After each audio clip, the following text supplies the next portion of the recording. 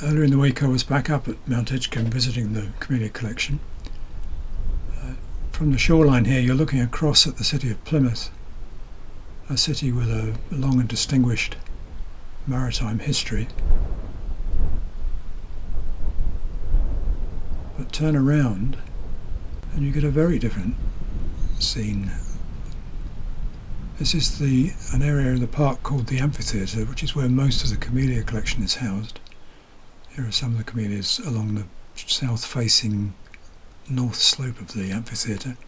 There's a bit of flash of red in there, which is a camellia flowering. This is one called candy apple, which is a japonica, essentially a spring flowering variety that's just got one bloom that's got a bit ahead of itself. On the other side of the amphitheater is this variety, which is Winter's Joy, which is one of William Ackerman's hybrids. He crossed Narumigata, Sasankwa Narumigata and Hyamalis shishikashira, and then crossed that cross with a particularly hardy form of oleifera, which he called Plain Jane, and got this, which is one of a series of winter hardy varieties that he was growing for the colder areas of the States. This is supposed to be able to take -23 centigrade, which is pretty cold. It's windy at Plymouth, but it's not that cold. It's wind that makes things difficult for this, which is Showgirl, which is a Sasankwa reticulata cross with very big flowers. And this bush is in a pretty exposed place right at the front of the group of camellias it's in. It's remarkable really how well it does.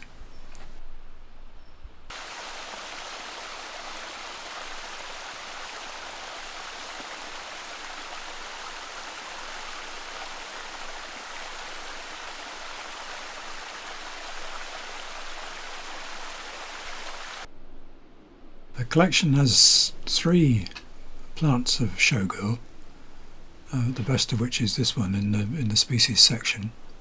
That's Kanjiro to the right of it there. And this I think is probably about 15 feet high, raised by Howard Asper in California, registered in 1966, and is one of 3 girls. There's also Dream Girl and Flower Girl. The collection has Flower Girl but not Dream Girl. And these flowers are 5 inches or so across, and masses of them right in the middle of winter. This plant is in a fairly favoured situation, nicely sheltered but open enough to get plenty of light, bit of direct sun.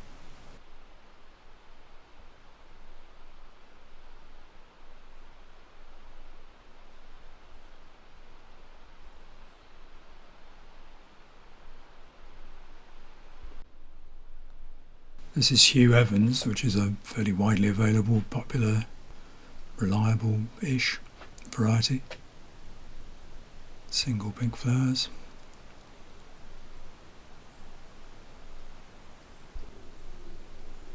And this is shishikashira. This is a wide-spreading, low-growing bush here, but I think that probably owes quite a lot to the fact that it's fallen over rather than that it naturally grows that way. Not sure.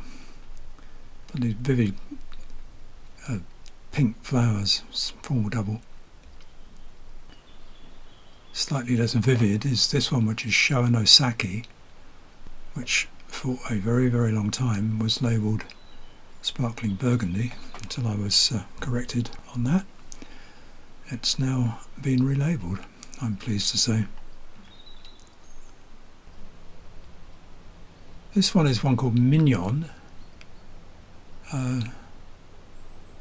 drifting across again to another look at the back of Showgirl. Anyway, Mignon is a small Sasankwa autumn flowering one. This bush this year is doing better than it's ever done before. Really very pretty. Kanjiro, which is the one beside Showgirl. Again, this vivid carmine colour, almost strident, much confused seemingly with Hiryu, at least in this country. Pretty sure this is Kanjiro though. Good habit, a nice upright habit.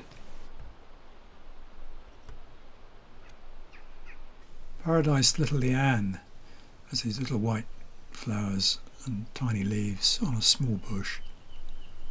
Pretty thing, but very reluctant to flower in shade.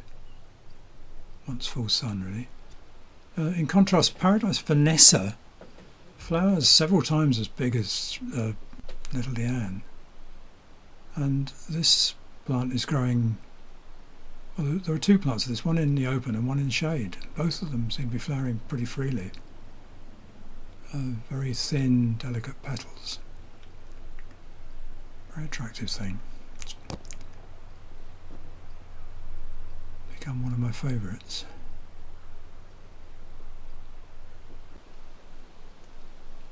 Raised by Bob Cherry in Australia. The Paradise series, largely for hedging, but good ornamental. In contrast is this one, which is a japonica variety called Rogetsu, which has a similar sized flower of a completely different flavour, like a fried egg. Virus infected, which might well produce white streaks or white blotching on a red flower, but nothing visible on a white flower.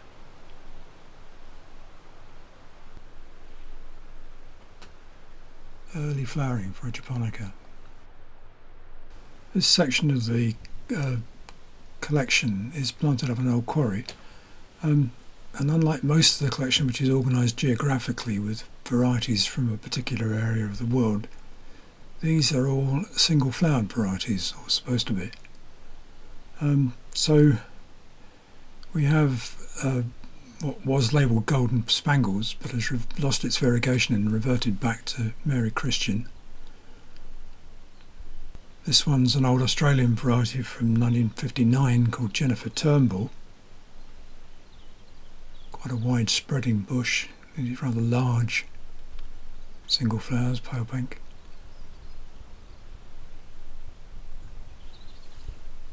Behind that is another Australian variety called Tahiti. These quite bright pink single flowers. And then behind that a semi-double, oddly enough, which is Maud Messel, which is a bit of an oddity in that it's a williamsii cross reticulata variety. Why it's ended up in the singles section, I don't know.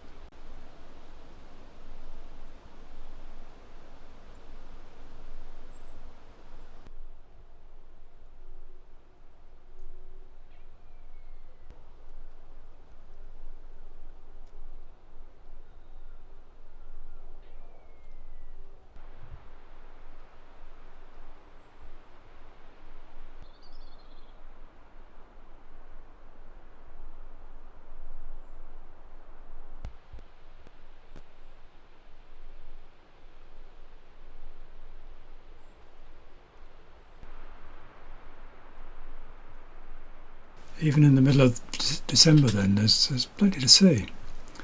And this is a public park, so you've got free access to it. Just have to pay for parking. Quite a remarkable collection, really.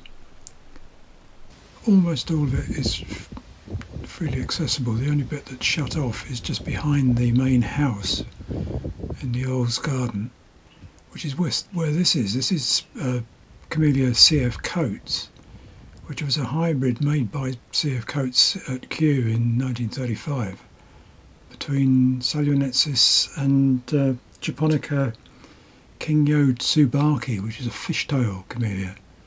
And you can see on the tips of the leaves that they're split into 2 or 3 points.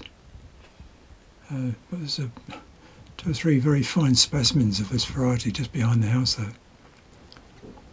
Much more compact than the ones in the park itself. So, a good thing to finish on.